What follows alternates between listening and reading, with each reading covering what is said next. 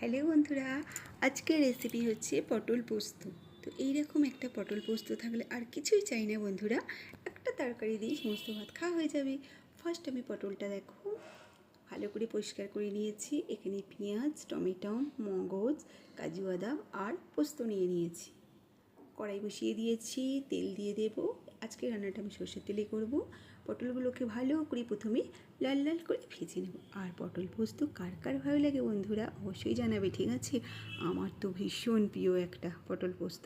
আর হ্যাঁ, পটলের রেসিপি করতে গেলেই সবসময় পটলগুলোকে সুন্দর করে ভাজতে হয়, তবেই পটল পোস্ত বলো, পটলের দরমা বলো, পটলের যে কোনো পটল চিংড়ি তবেই সুন্দর লাগে।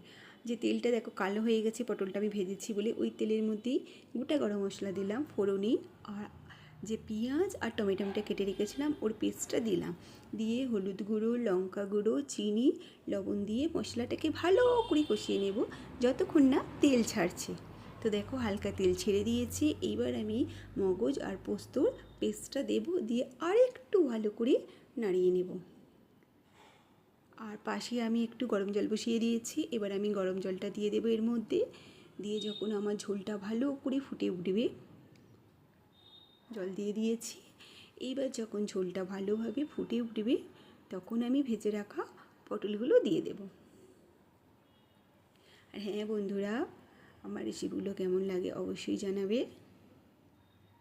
দেখো ভেজে রাখা পটলগুলো দিয়ে দিলাম, দিয়ে 5 থেকে 10 মিনিট ফোটাবো।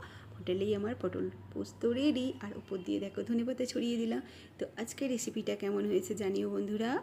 দেখা হবে পরের ভিডিওতে। Tata, by.